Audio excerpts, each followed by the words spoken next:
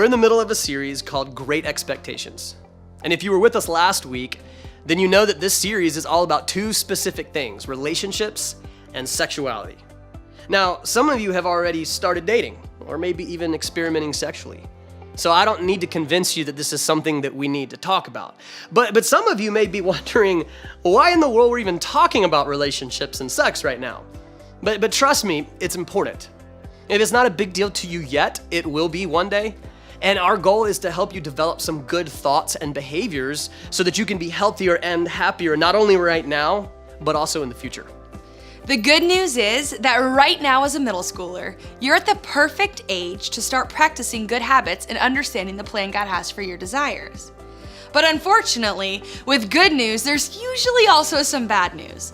And the bad news is that one of the most difficult things about the phase of life you're in right now is that it's a really hard time to control and know what to do with your feelings. And there's a big difference between having a feeling or desire and actually acting on it. A desire might not be easy to control, but you do get to control how you react to or act on the feeling. Now remember, we said last week that the desires and feelings you have aren't wrong. In fact, God created you with those desires. But as a middle schooler, it's sometimes hard not to be consumed by your feelings. And truthfully, even as an adult, it can be hard not to be overwhelmed by feelings sometimes. When you find yourself focused on or consumed by your feelings about something, that's called obsession. Maybe your story is a lot like mine. Maybe you're obsessed with a sports team or a celebrity or a band or a hobby, and you just can't seem to focus on anything else. And while being obsessed with a band or a team or even a goal may not seem like that big of a deal, obsession can have a pretty big impact on your life. Now, you might be thinking, well, I really love soccer. I know all the players on the US national team. I go to all the games. I love watching it on TV any chance that I get. Is that an obsession? Or am I just passionate? Or maybe you really like playing guitar and every free moment you have is spent either practicing or listening to music that has amazing guitar solos. Are you obsessed? Or is playing guitar a passion of yours? The short answer is that I don't know. I can't know if what you're feeling is an obsession, but I do know that you can figure it out for yourself. The main difference between a passion and an obsession has to do with control. It's about understanding what's healthy and what's not. A passion is something that you're really enthusiastic about, but it doesn't rule your life. So a passion is typically a healthy love and excitement for something that doesn't cause you to ignore the other stuff in your life. In other words, it doesn't control you. An obsession, on the other hand, has a tendency to take over your life and control your thoughts and actions. Unlike a passion, an obsession can make you ignore important things in your life, and that's not such a great thing. You can have an obsession with something like your phone or TV. Maybe you're constantly texting, Snapchatting, posting to Instagram, playing games, or scrolling through feeds. Just the thought of you being away from your phone makes you nervous. Or maybe you're binge watching the latest series on Netflix or trying to get to the next level of a video game. It's so hard to go to bed at night or get through a day at school because all you can think about is getting back in front of that screen. But maybe for you, the obsession isn't with something like a phone or TV, but with someone. Your focus and feelings are all directed towards another person, like a boyfriend or a girlfriend or a crush. You're constantly checking to see if they texted back or if they liked your latest post. And they're all you think about. They're all you talk about. And you want them to feel exactly the same way about you. Sometimes you even find yourself obsessed with just having a relationship more than you're actually interested in another person. It doesn't matter who it is as long as your status reads, "in a relationship." Or maybe for you, it's the idea of love in a relationship that consumes your thoughts. You wish you were in a relationship or had someone to call your best friend. And maybe you spend your time and energy focused on what you wish you had, obsessing over the idea of what that relationship might be like if you could have it. Or it could be not exactly about relationships for you. It's more about things like looking at sexual and inappropriate photos and videos online. You know that you shouldn't be looking at them, but it's consuming your thoughts, making it difficult not to look when you're surfing the internet. Whatever it is, I think it's important for you to recognize that obsession can be a powerful force in your life. It can cause two big things to happen. Number one, you give up your freedom. When you're led by an obsession, You're essentially allowing that thing you're obsessed with to take charge of your life. You're giving it the power to rule your time and your energy and your money and your thoughts and ultimately your freedom. And number 2, you end up with regret. When you're so focused on your obsession, you lose sight of other things, including friends and family members. And sometimes you even lose sight of what's right and what's wrong. Obsession has a way of leading you down a road you may not want to be headed down. And that road often leads to regret. Regret is that feeling of doing something you wish you hadn't. You may not realize it now, but when you give all your energy to one thing, you're missing out on a lot of other things. Eventually, that's something I think you'll regret too. So if this is something we all struggle with at times, what do? How do we avoid letting our obsession rule in our lives?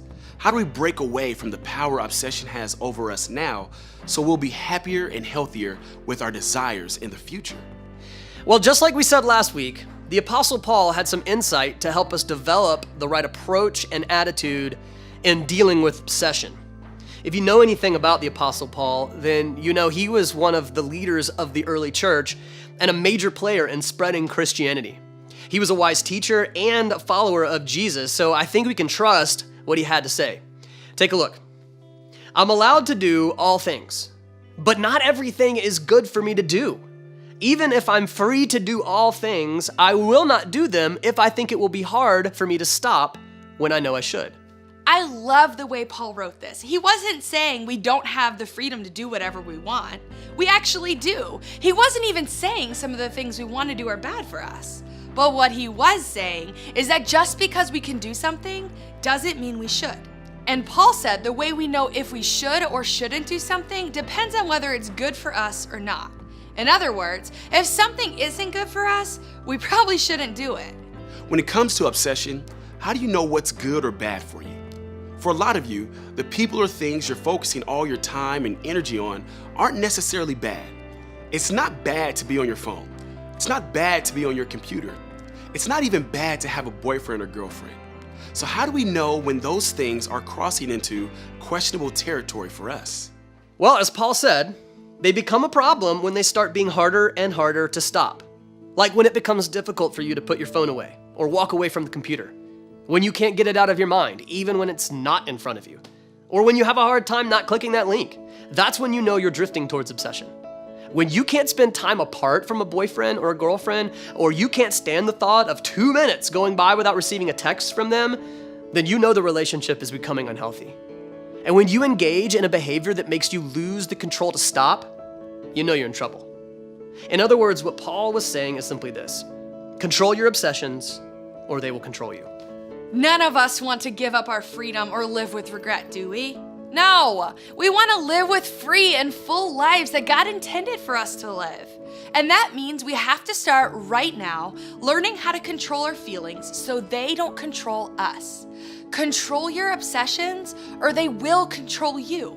And we're going to give you just 2 things you can do right now to start controlling obsessive thoughts and feelings. Number 1, recognize your obsession. Start by recognizing what you're obsessed with in your life right now. How do you spend a lot of your time?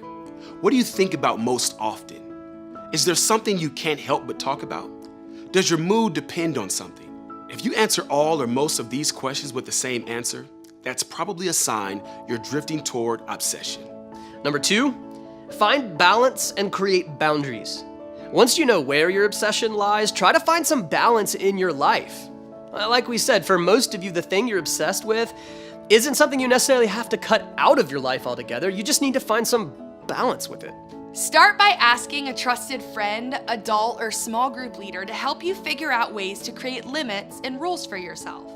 And then determine just one step you can take to begin to change your behavior. Maybe for you, it's that you play video games for an hour less one day this week. Or you agree to stay off your phone after a certain time each night. Or you keep the computer outside of your room to avoid temptation. Or you try to find a new person to sit with at lunch just for one day who isn't your best friend. Again, you don't have to completely eliminate the behavior right away or even at all. With the help of someone you trust, you can take a simple step to stop your obsession from ruling your life. Now, for some of you who are struggling with more difficult things, This is going to take a lot of courage. It's going to be hard for you to invite someone you trust into an obsession you have. Maybe you're embarrassed by your obsession. Maybe you think your obsession is strange. You might think that no one else struggles with what you're struggling with and no one will understand. Or maybe you think that if you open up about your obsession, the person you trust will think you're weird. But the person you talk to can handle it. They won't think you're weird or crazy or even a bad person. They'll think you're courageous for opening up and taking the first step on your path toward freedom. Remember, control your obsessions or they will control you. Because if you can learn to control your feelings now, when the time comes for you to do the same in the future, you'll be much better off. As you leave today, I want you to start thinking about this question. What's one thing in my life that I might be obsessed with right now?